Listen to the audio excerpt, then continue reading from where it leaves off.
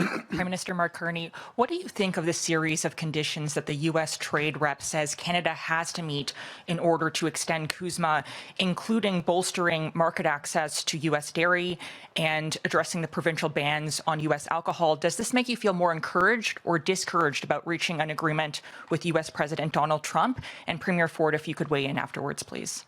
Well, I'll put this in the context. These are a subset of issues of a much bigger discussion. We've been clear about our approach to supply management. We continue to stand by that. We'll continue to protect supply management.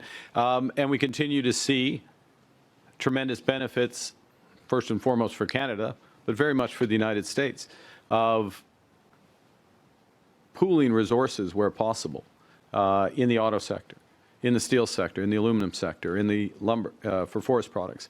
And we will enter those discussions on the review of CUSMA in that spirit. The President and I had a long conversation with President Sheinbaum about this a little under 2 weeks ago, which set out the broad parameters for the review of CUSMA.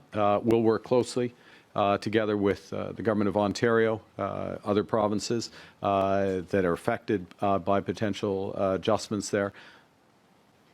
And we will always pursue an agreement that is in the interest of Canadian workers, Canadian families, and we'll only sign an agreement that's consistent with that. And Prime Minister Carney, what is on our list to strengthen CUSMA? Do we have any conditions besides lifting sectoral tariffs?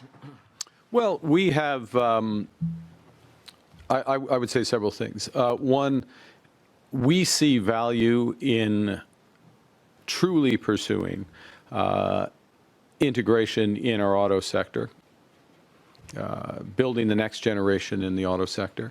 We see value in the aerospace sector. We see value to both countries. I'll give you a concrete example with respect to aluminum, which is that in effect, Canadian exports of aluminum to the United States saves the United States the equivalent of 10 Hoover dams of electricity. This is just sensible for both countries. But in order for, and there are many other examples of where working together makes the two economies, the three economies in the case of CUSMA, stronger. But in order for the United States to have those advantages, we need secure market access, and we need stable market access, a return to a degree of certainty. So we need a structure that aligns the incentives across both sides of the border, particularly on the American side, that will provide consistency of that market access. There are many, many opportunities to grow our economies together, and I haven't touched yet on emerging strategic sectors. Critical minerals, we're talking about the Ring of Fire today. That is an opportunity, first and foremost, for the people of Ontario, including Indigenous peoples resident in Ontario. It's an opportunity for Canada. It's a potential opportunity for the United States, but it's not an assured opportunity for the United States. It's part of a bigger discussion in terms of our trading relationship, because we have other partners around the world, in Europe, for example, who are very interested in participating in those value chains. So there's a broad set of things that work for Canada, but if I were to boil it down to one element, which is as we define the new trading relationship, to have an alignment of incentives so that that certainty is reestablished for Canadian businesses, Canadian households. And that may be a different set of activities than we had before.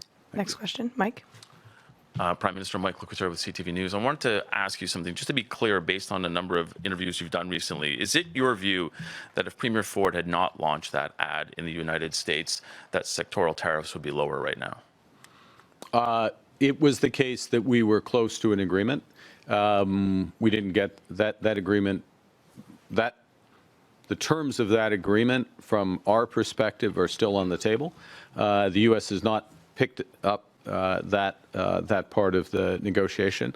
An agreement that would benefit, first and foremost, Canadian workers in steel, aluminum, in energy, some other sectors, but would also benefit the United States tremendously. My judgment is that that is now going to roll into the broader CUSMA negotiations. So we're unlikely, given the time horizons coming together, to have a sectoral agreement. Although, if the United States wants to come back on that in those areas, we're always ready there. We're very ready. And I'll make one other point, head back. We are very ready on forest products to strike an agreement. And the United States has affordability challenges, including in the housing sector, in the forest products sector, and we can make an immediate difference to affordability in the United States, to the benefit, yes, of Canadian workers, but also to American consumers. Follow-up. Kenzie Gray with Global News. I just want to follow up on what your answer to Mike was. You were not expecting that there's going to be any kind of sectoral agreement with the U.S. government, that the tariff deal will be done at the CUSMA table? These processes are coming together now. It's possible. We're ready. We could, if the U.S. wanted to sit down this weekend, we could sit down this weekend and hammer out a sectoral deal. I'm confident of that from our side. But there is now a process. The U.S. is doing consultations for what they call USMCA, we call CUSMA, and they'll finish those, and then that will roll into this review process. Let me make one general point I'm going to hand back, which is part of fighting for the jobs here in Ontario, fighting for the jobs across Canada, is doing things like today's announcement. This is good under any circumstance because it's going to build big things faster, it's going to create more opportunities, it's going to create better futures. But it also puts us in a stronger position, in those negotiations. We have lots to do. We're ready to sit down on the weekend, negotiate any weekend, any time, but we're also busy. We're busy building Ontario, we're busy building Canada, and we're going to build it faster. Follow-up. During the election, on multiple occasions, you said that supply management will never be on the table in negotiations with Donald Trump. Is that still your position? And Premier, on that point, are you concerned that saving supply management would mean that sectors like the auto sector would be more negatively impacted in trade negotiations? C'est jamais la gestion d'offre, c'est jamais sur la table. Ça reste la même position. Not on the table. We have discussions. There's a negotiation. Each side has a set of issues. They put those issues on the table. They're measured in the dozens of issues. The U.S. has 54 issues with Mexico, for example. So when they're referenced, you have to put that in the context. And we'll always look for ways to benefit our workers, our families, as part of a broader agreement. Are you comfortable substituting Ontario's environmental assessment process for projects that may land in a special economic zone under the legislation the Premier passed, even though that might mean proponents can bypass certain environmental protections, including in areas like the Ring of Fire? Well, to be clear, we have the federal government's responsibilities in environmental protection. For example, in fish habitation, migratory birds, other areas. We retain these responsibilities. And we discharge these responsibilities, including through this agreement. So in areas where, and this is part of the issue. So let's take a big step back, and then I'll get more specific.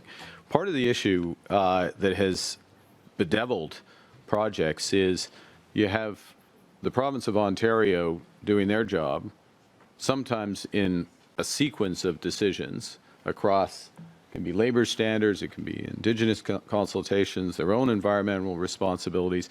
The federal government over here doing our job, but again in sequence, nothing lined up, same information or very similar information being provided to different sets of people, and next thing you know, it's 8 or 10 years.